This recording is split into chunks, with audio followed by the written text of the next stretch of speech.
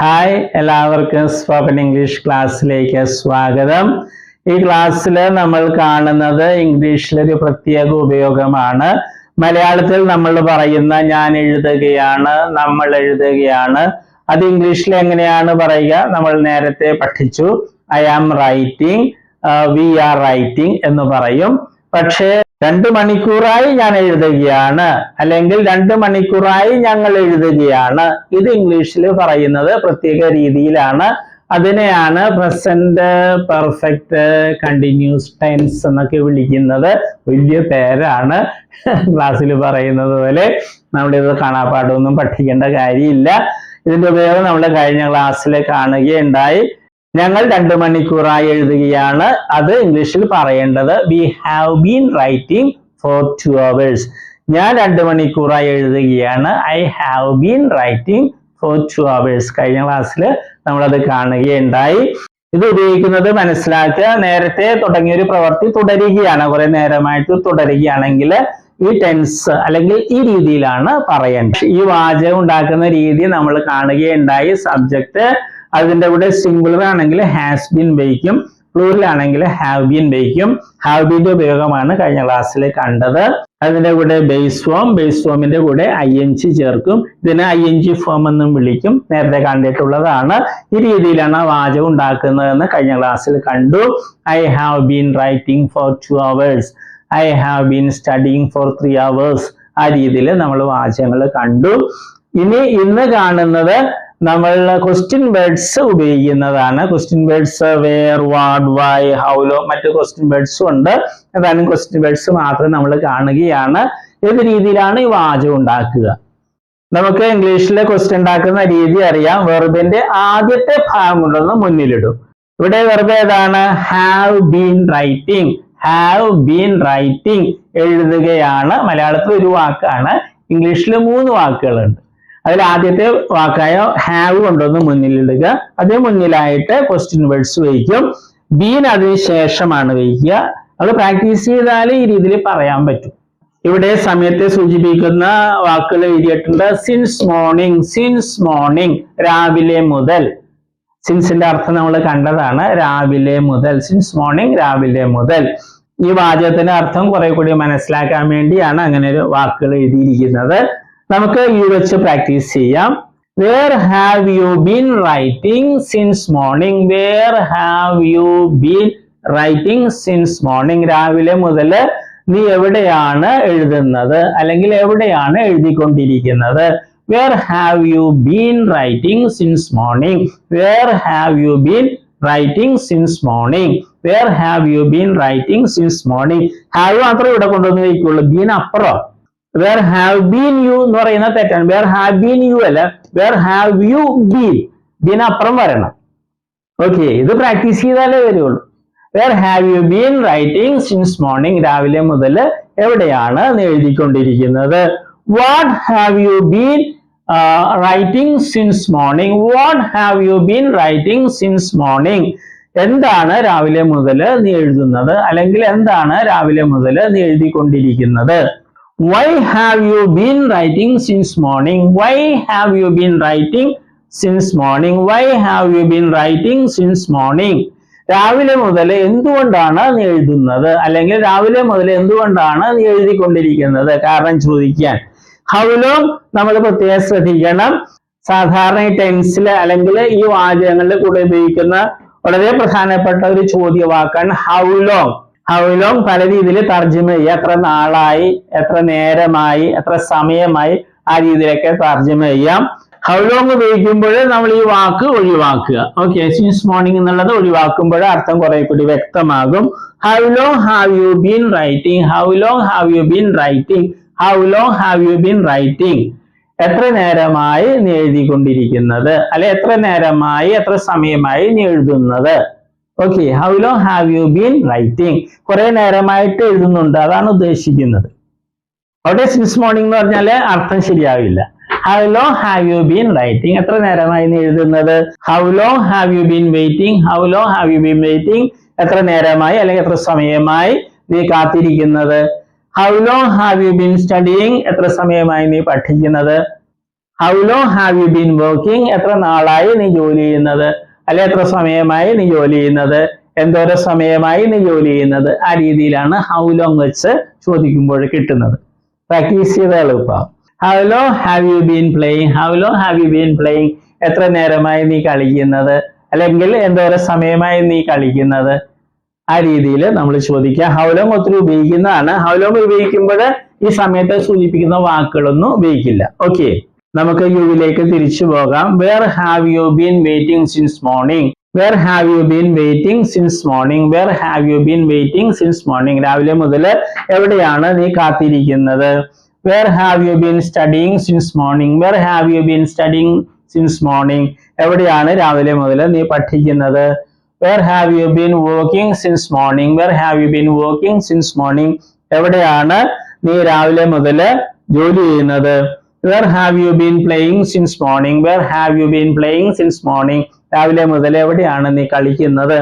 What have you been waiting since morning, അത് അർത്ഥമില്ലാത്ത വാചകമാണ്. What have you been studying, അത് കുഴപ്പമില്ല. What have you been studying since morning, രാവിലെ മുതൽ നീ എന്താണ് പഠിച്ചുകൊണ്ടിരിക്കുന്നത്, അല്ലെങ്കിൽ നീ എന്താണ് പഠിക്കുന്നത്. What have you been working since morning, അത് അർത്ഥമില്ലാത്തൊരു വാചകമാണ്. What have you been playing since morning, what have you been playing since morning, എന്താണ് നീ രാവിലെ മുതൽ കളിക്കുന്നത്. Y have you been waiting since morning, Y have you been waiting since morning, രാവിലെ മുതൽ എന്തുകൊണ്ടാണ് നീ കാത്തിരിക്കുന്നത്. Y have you been studying since morning, എന്തുകൊണ്ടാണ് രാവിലെ മുതൽ നീ പഠിക്കുന്നത്.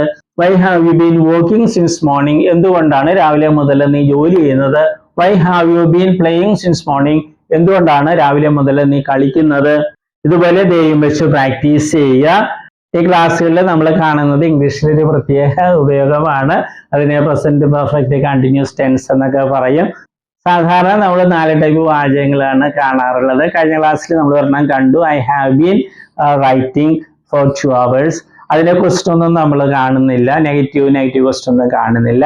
പക്ഷെ ക്വസ്റ്റ്യൻ വേഴ്സ് വെച്ച് പ്രാക്ടീസ് ചെയ്യാൻ നോക്കുക, അർത്ഥമുള്ള വാചകങ്ങൾ ഉണ്ടാക്കാൻ നോക്കുക. പ്രാക്ടീസ് ചെയ്താൽ എളുപ്പമാണ്, ഒഴുക്കോട്ടെ പറയാൻ പറ്റും. ഈ ഹാവ് ഇവിടെ വരണം, ബീൻ അപ്പുറം ചെല്ലണം, ഇതൊക്കെ പ്രാക്ടീസ് ചെയ്താലേ വരുള്ളൂ. അതുപോലെ അർത്ഥവ്യത്യാസം മനസ്സിലാക്കണം.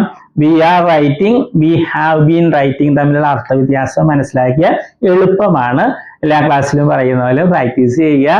അതുപോലെ വെർബിന്റെ ലിസ്റ്റ് ഉണ്ട്, കുറച്ച് വെർബ്സ് എല്ലാ ദിവസവും പഠിക്കുക, പുതിയ വാക്കുകളും പഠിക്കുക. Okay, all the best. നമ്മൾ വെർബുകളാണ് കാണുന്നത്. വെർബ്സ് എന്ന് പറയുന്നത് ക്രിയകൾ അല്ലെ, വരിക, പോവുക എന്നൊക്കെ പറയുന്നതാണ് വെർബ് അല്ലെ ക്രിയകള്. അപ്പൊ വെർബിന് അല്ലെ ക്രിയക്ക് ധാരാളം രൂപങ്ങളുണ്ട്. ഉദാഹരണമായിട്ട് മലയാളത്തിൽ എഴുതുക എന്ന ക്രിയ അല്ലെങ്കിൽ വെർബ് എടുക്കുക, അങ്ങനെ ഒത്തിരി രൂപങ്ങൾ. എഴുതുക, എഴുതും, എഴുതുകയാണ്, എഴുതിയിട്ടുണ്ടായിരുന്നു, എഴുതുവാൻ, എഴുതുമായിരുന്നു, എഴുതണമായിരുന്നു, അങ്ങനെയൊക്കെ ധാരാളം രൂപങ്ങൾ മലയാളത്തിലുണ്ട്. അതുപോലെ ഇംഗ്ലീഷിലും ഉണ്ട്, ധാരാളം ഫോംസ് രൂപങ്ങളുണ്ട്. അതിൽ 4 എണ്ണമാണ് ഇംഗ്ലീഷിലെ ഏറ്റവും പ്രധാനപ്പെട്ട രൂപങ്ങൾ. അതേതൊക്കെയാണ്? ഫോം എന്ന് വെച്ചാൽ രൂപം. Base form, present form, past form, past participle form. ഈ 4 രൂപങ്ങളാണ് ഏറ്റവും പ്രധാനപ്പെട്ടത്. കാരണം ഇംഗ്ലീഷില് എല്ലാ ടെൻസ് എന്ന് പറയുന്നത് അത് മറ്റൊക്കെ ഉണ്ടാക്കുന്നത് ഈ 4 എണ്ണത്തില് ഏതെങ്കിലുമൊക്കെ ഉപയോഗിച്ചാണ് ടെൻസും മറ്റും ഉണ്ടാക്കുന്നത്. അപ്പൊ ഈ 4 എണ്ണം അറിഞ്ഞിരിക്കണം, എങ്കിലേ ഇംഗ്ലീഷ് സംസാരിക്കാനും എഴുതാനൊക്കെ സാധിക്കുകയുള്ളൂ. നമ്മൾ ഉദാഹരണമായിട്ട് ബേസ് ഫോം അല്ലേ, ഉദാഹരണമായിട്ട് റൈറ്റ് എന്ന വെർബ് എടുക്കുന്നു, അതിന്റെ അർത്ഥം എന്താണ്? എഴുതുക. പ്രസന്റ് ഫോമില് റൈറ്റ് ഉണ്ട്, റൈറ്റ്സും ഉണ്ട്. ഇത് പ്ലൂറൽ ആണ്, ഇത് സിംഗുലർ ആണ്. ഇതിന്റെ അർത്ഥം എന്താണ്? എഴുതാറുണ്ട് അല്ലെങ്കിൽ എഴുതുന്നു. ഇത് രണ്ടുപേരെ അർത്ഥം മലയാളത്തില്. പല കുട്ടികളും പ്രസന്റ് ഫോമിൽ ചോദിക്കുമ്പോൾ അവര് എഴുതുക എന്ന് പറയും. അത് തെറ്റാണ്. ഈ പ്രസന്റ് ഫോമില് റൈറ്റിന്റെ അർത്ഥം എഴുതാറുണ്ട് എന്നുള്ളതാണ്. എഴുതുക എന്നുള്ളത് ബേസ് ഫോമാ. ഇത് ഒത്തിരി പേര് തെറ്റായിട്ട് സ്കൂളിൽ പഠിച്ചിട്ടുണ്ട്. പാസ്റ്റ് ഫോമില് അതിന്റെ അർത്ഥം എന്താണ്? വാക്ക് എന്താണ്? റോട്ട്. അതിന്റെ അർത്ഥം എഴുതി എന്നുള്ളതാണ്. പിന്നെ പാസ്റ്റ് പാർട്ടിസിപ്പിൾ ഫോം ഉണ്ട്, അതിന്റെ റൈറ്റിൻ്റെത് റിട്ടൺ എന്നുള്ളതാണ് ആ ഫോം. അതിന് പല അർത്ഥങ്ങളുണ്ട്, മാറി മാറി വരും. പിന്നെ ഒരു കാര്യം നമ്മൾ അറിഞ്ഞിരിക്കുക, ഈ ബേസ് ഫോമും പ്രസന്റ് ഫോം പ്ലൂറലും, ബേസ് ഫോമും പ്രസന്റ് ഫോം പ്ലൂറലും ഇംഗ്ലീഷ് ഭാഷയിലെ വെർബുകൾക്ക് ഒരെണ്ണത്തിനൊഴികെ, ബി എന്ന വെർബിനൊഴികെ ബാക്കി എല്ലാ വെർബുകൾക്കും ഒരേപോലെയാണ്. സ്പെല്ലിങ്ങും ഉച്ചാരണമൊക്കെ ഒരേപോലെ തന്നെയാണ്. ഏത്? ബേസ് ഫോമും പ്രസന്റ് ഫോം പ്ലൂറലും. അർത്ഥം വ്യത്യാസമുണ്ട്. ബേസ് ഫോമിൽ എഴുതുക എന്നുള്ളതാണ് റൈറ്റ് എന്ന് പറയുമ്പോൾ, പ്രസന്റ് ഫോമിൽ റൈറ്റ് എന്ന് പറയുമ്പോൾ എഴുതാറുണ്ട് എന്നുള്ളതാണ്. ഇംഗ്ലീഷ് ഭാഷയിൽ 1,70,70,000-ലധികം വെർബുകൾ, ക്രിയകളുണ്ട്. അപ്പൊ അതില് ഈ വെർബ് ഒഴിച്ച്, ബി എന്നൊരു വെർബ് ഉണ്ട് ഇംഗ്ലീഷില്, അത് ഒഴിച്ച് ബാക്കി എല്ലാ വെർബുകളുടെയും ബേസ് ഫോമും പ്രസന്റ് ഫോം പ്ലൂറലും ഒരേപോലെ, ഒരേ സ്പെല്ലിംഗ്, ഒരേ ഉച്ചാരണം. ഓക്കെ, അതുകൊണ്ട് നമ്മൾ ഇത് പ്രത്യേകിച്ച് പഠിക്കില്ല. നമ്മൾ ഇത് മൂന്നുമാണ് പഠിക്കുന്നത്. അത് നമ്മൾ സ്കൂളിൽ പഠിച്ചിട്ടുണ്ട് അല്ലെ? Come, came, come, go, went, gone, അത് തന്നെ സാധനം. പിന്നെ നേരെ ഒരു കാര്യവും കൂടി, ഇംഗ്ലീഷിൽ നേരത്തെ പറഞ്ഞു 1,70,70,000 വെർബ്സ് ഉണ്ട്. അതിൽ ഭൂരിഭാഗം വെർബുകളുടെയും ഈ പാസ്റ്റ് ഫോമും പാസ്റ്റ് പാർട്ടിസിപ്പിൾ ഫോമും ഉണ്ടാക്കുന്നത് ഈ പ്രസന്റ് ഫോമിന്റെ കൂടെ ഡി അല്ലെങ്കിൽ ഇ ഡി എന്ന് കൂട്ടിച്ചേർത്താണ്. ഒരിക്കൽ കൂടി പറയട്ടെ, ഇംഗ്ലീഷ് ഭാഷയിലെ ഒട്ടുമിക്ക വെർബുകളുടെയും പാസ്റ്റ് ഫോമും പാസ്റ്റ് പാർട്ടിസിപ്പിൾ ഫോമും ഉണ്ടാക്കുന്നത് ഡി അല്ലെങ്കിൽ ഇ ഡി എന്ന് പ്രസന്റ് ഫോമിന്റെ ഈ പ്ലൂറലിനോടുകൂടെ കൂട്ടിച്ചേർത്താണ്. അല്ലാതെ കുറെ വെർബ്സ് ഉണ്ട്. അപ്പൊ പക്ഷെ അതാണ് നമുക്ക് ഒത്തിരി ഉപയോഗിക്കുന്നത്. അതിലൊരു ഒരെണ്ണമാണ് ഇത്, റൈറ്റ്, റോട്ട്, റിട്ടൺ. ഇത് മൂന്ന് രീതിയാണ്. റൈറ്റ് ഇത് വേറെ രീതി, റോട്ട് ഇത് റിട്ടൺ. ഓക്കെ, അപ്പൊ നമ്മൾ ഇത് മൂന്നും പഠിക്കുള്ളൂ. നേരത്തെ പറഞ്ഞതുപോലെ ഇത് പ്രത്യേകിച്ച് പഠിക്കേണ്ട കാര്യമില്ല, ബേസ് അർത്ഥം അറിഞ്ഞിരുന്നാൽ മതി. ഓക്കെ, ഇപ്പൊ കമ്മിന്റെ അർത്ഥം എന്ന് പറഞ്ഞാൽ വരിക. ബേസ് ഫോമിൽ കം എന്ന് പറഞ്ഞാൽ വരിക എന്നായിരിക്കും. പ്രസന്റ് ഫോമിൽ വരാറുണ്ട് എന്നായിരിക്കും അതിന്റെ അർത്ഥം. ഉച്ചാരണവും സ്പെല്ലിങ്ങും ഒന്ന് തന്നെ ആയിരിക്കും. അപ്പൊ നമ്മളിത് മൂന്ന് സ്കൂളിൽ നമ്മൾ പഠിച്ചിട്ടുണ്ട്. അത് ശരിയായിട്ടൊന്ന് മനസ്സിലാക്കണമെന്നേ ഉള്ളൂ.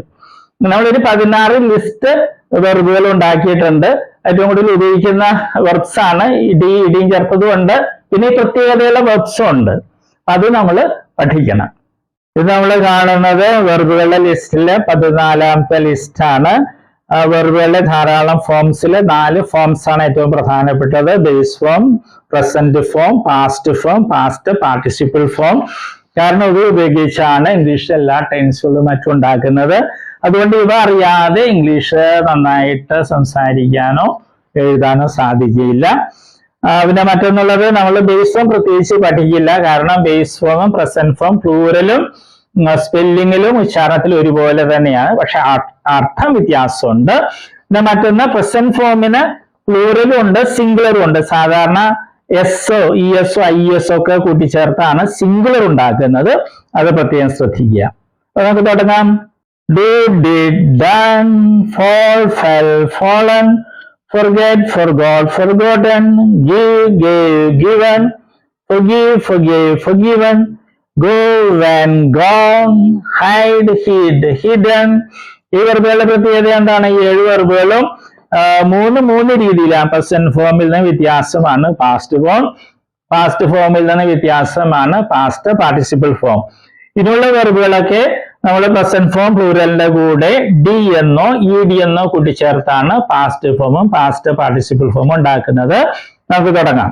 Prefer, preferred, preferred, push, pushed, pushed, reach, reached, reached, realise, realised, realised, remain, remained, remained, relax, relaxed, relaxed, rescue, rescued, rescued, remove, removed, removed, rinse, rinsed, rinsed, risk, risked, risked, ruin, ruined, ruined, shiver, shivered, shivered, slow, slowed, slowed, smell, smelled, smelled. Smelt, smelt എന്നും കൂടി അതിന് past ഫോമും past participle ഫോമും ഉണ്ട്. അത് പ്രത്യേകം ശ്രദ്ധിക്കുക.